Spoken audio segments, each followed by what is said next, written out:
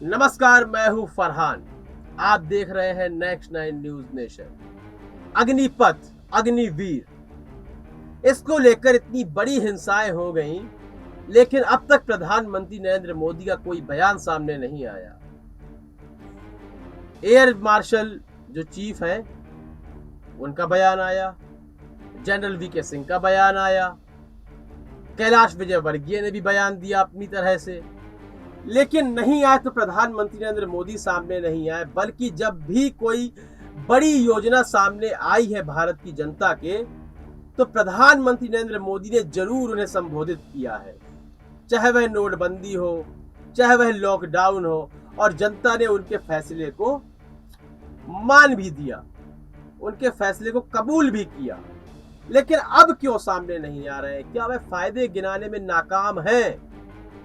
लेकिन लोगों के अलग अलग विचार हैं। जमीनी स्तर की बात करें तो वहां से भी तरह तरह की प्रतिक्रियाएं आ रही हैं। कहा जा रहा है कि जब अग्निपथ योजना में फायदे आप नहीं गिना पा रहे हैं और आप कह रहे हैं कि अग्निपथ योजना के अलावा सामान्य वैकेंसी भी निकलेंगी, तब आप अग्निपथ योजना को बढ़ावा क्यों दे रहे हैं? क्यों नहीं खत्म कर देते?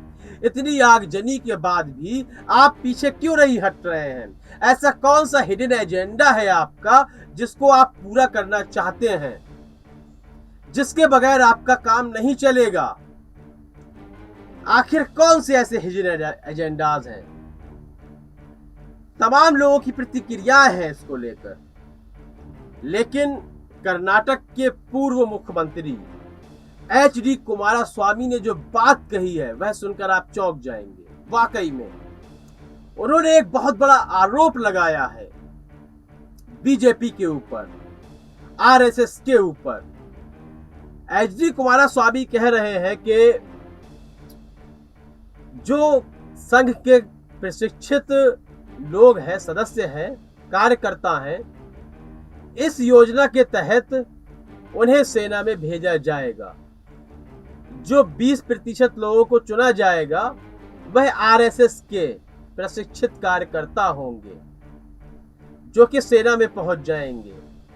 CRPF में, CISF में, असम राइफल्स में, यहां हर जगह RSS के कार्यकर्ता होंगे।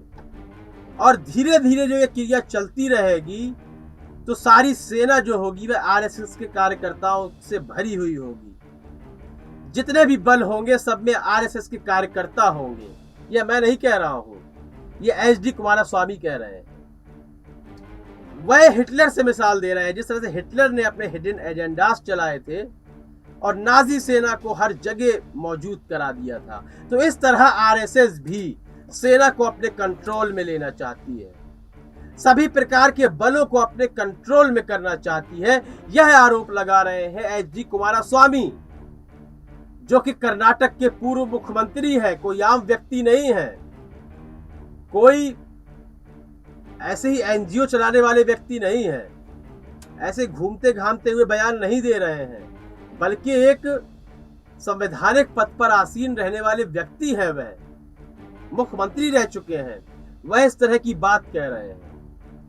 यदि वह गलत कह रहे हैं तो आने वाले समय में इस पर कार्रवाई भी होनी चाहिए, लेकिन यदि वह सही कह रहे हैं तो देश का भविष्य बहुत बड़े अंधकार की ओर जा रहा है। यह आपको समझना होगा यदि हम HD कुमारस्वामी की बात माने, क्योंकि अब तक सरकार अग्निपथ योजना के फायदे गिनाने में नाकाम रही है। खुद प्रधानमंत्री नरेंद्र मोदी अब तक कैमरे में आ जाते और फायदे गिनवाने लगते। उसमें लगातार अमेंडमेंट किए जा रहे हैं, संशोधन किए जा रहे हैं, लेकिन फायदे नहीं बताए जा रहे हैं।